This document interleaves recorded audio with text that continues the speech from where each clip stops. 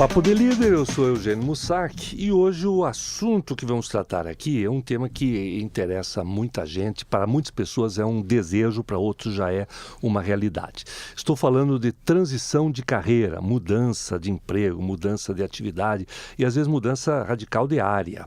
Por isso eu vou conversar aqui hoje com o Eric Prachedes. Legal, Eric, que está aqui com a gente. Muito obrigado, bom dia.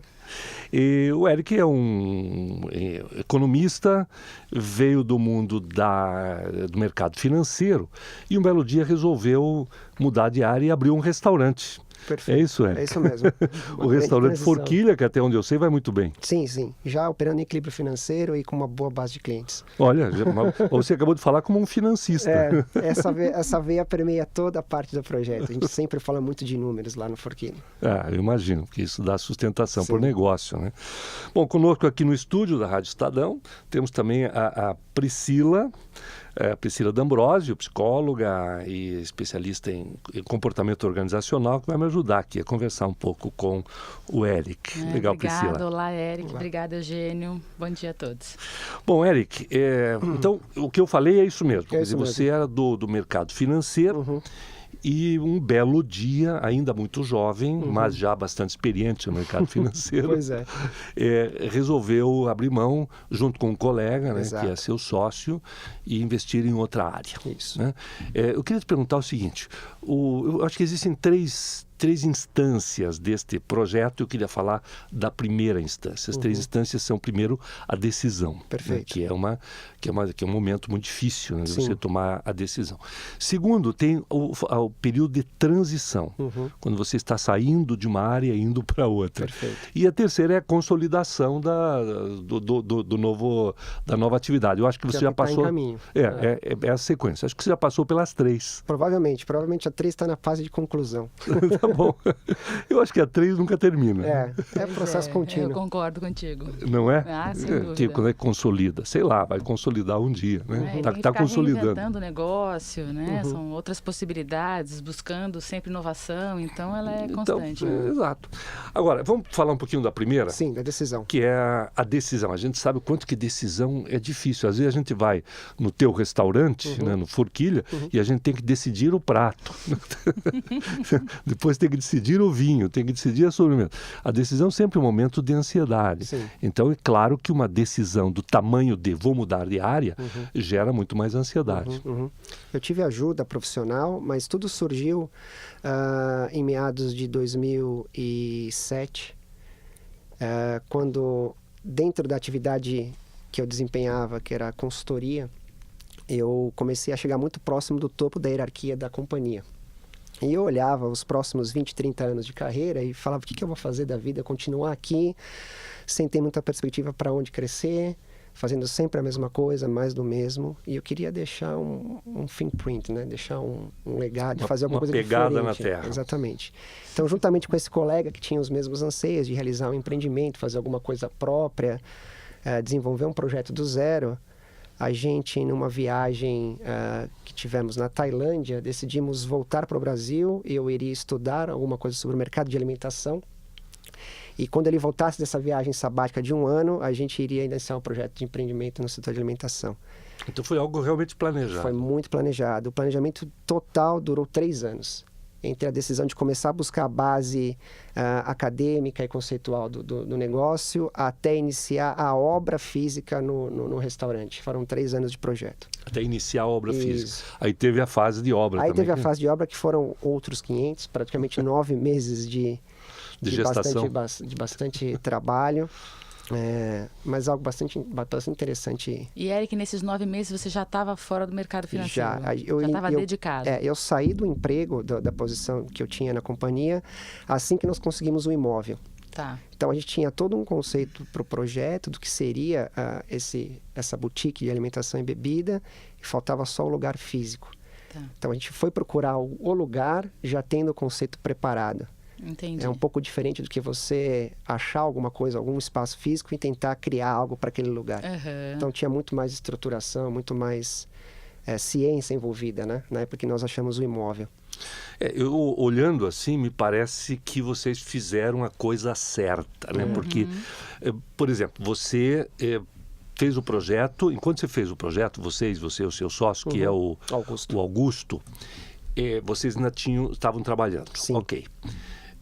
Quando vocês estavam procurando o imóvel, vocês ainda estavam trabalhando no mercado financeiro. Exato. Quando vocês encontraram o imóvel, aí iria começar uma fase que exigiria mais de vocês. Ostensiva presença. Ostensiva presença. E nesse momento vocês então fizeram a transição. Exatamente. Ou fizeram, digamos assim, o rito de passagem. Exato. Você saiu de uma área e foi para outra. Porque o que eu percebo é que muitas vezes as pessoas querem fazer esta fase da montagem ainda trabalhando. É bastante complicado. Precisa ter muito foco. E aí, agora você vai concordar comigo que é comum. É comum. Eu conheço pessoas que fazem dessa mesma forma. É muito difícil você interromper um vínculo que você criou com algo que você estudou, trabalha tantos anos lá, tem a questão do salário. Isso que eu ia falar, isso receita, é muito difícil. Como abrir mão da receita. Claro, Exatamente. vai interromper uma receita, né, de uma hora para outra. E sem a outra receita já estar funcionando. Exatamente isso. É bastante complicado. Gera uma tensão, gera uma certa insegurança. E é por isso que a parte de planejamento é fundamental. Então, durante os 3 anos de projeto, eu já vinha me preparando na parte financeira. Como bom economista. Transformando boa parte dos bens em bens líquidos, ou seja, dinheiro vivo na conta, com aplicações de maior prazo, já casando com um fluxo futuro para ter essa renda sempre presente até o negócio começar a dar dinheiro. Isso é muito importante. Isso faz parte do planejamento, tanto quanto conceituar o que vai ser o negócio e assim por diante. Eu penso que é uma grande contribuição, um aprendizado importante, porque as pessoas fazem na loucura. É verdade. E aí... A maioria, eu acho que a maioria, não sei, não há estatísticas sobre isso, mas eu vejo muitos novos empreendimentos não darem certo por exclusiva falta de planejamento. Vocês planejaram. Agora, uma curiosidade que eu tenho, Érico, por que vocês optaram pela área, você falou assim, a área de alimentos. Né? Dizer, alimentação e bebidas. Alimentação e bebida é uma área muito vasta. Você pode estar falando desde de um supermercado até um food truck, né? Que é uma novidade, aí, um modismo. Por que vocês foram para esta área e por que vocês decidiram por restaurante? Porque, em geral, eu pergunto pelo seguinte, em geral, quem abre um restaurante é porque gosta de cozinha. Exato. Gosta de cozinhar, tem apreço pela arte da culinária e tal. Não foi por isso? O meu hobby sempre foi cozinhar, mas não foi por isso. Foi por 2 motivos bastante relevantes. O primeiro deles é que o mercado de alimentação e bebida no Brasil, quando a gente fala de casual dining, né, é um mercado muito fragmentado e mal gerido. Então, é um mercado que tem oportunidade para quem entra com gestão e capital, você poder ter sucesso. E o segundo motivo é porque a alimentação e bebida é um mercado mais resiliente às crises. Então, teoricamente, quando você tem retrações econômicas, queda de renda das pessoas, elas trocam os lugares mais caros ou mais badalados por outros, mas elas continuam saindo e buscando entretenimento. Então, porque não é só alimentação. Um restaurante, principalmente um restaurante como o teu, não é só alimentação. Não, ele tem um conceito de acolhimento, experiência. É uma experiência agradável. Aliás, muito agradável. Eu conheço o teu restaurante desde a sua fundação. Legal. Né? Porque uma curiosidade apenas é que vocês estavam construindo o restaurante, a gente passava na frente, ali na esquina, né? Depois você vai dar o endereço, e a gente via a obra. E eu ia naquele local, ali naquela quadra, porque eu estava acompanhando a obra do meu apartamento novo. Verdade. E havia uma aposta, assim, do que ficaria pronto antes. O restaurante. E eu até não sei, eu acho que houve um empate técnico. Provavelmente. Aí, né? Foi quase junto. Esse quase edifício e o restaurante saíram mais ou menos na mesma época. Exato. E nós, então, começamos a frequentar o teu restaurante lá muito cedo. Né? E a gente sempre falou a respeito dessa questão do acolhimento. O acolhimento do ponto de vista físico e humano.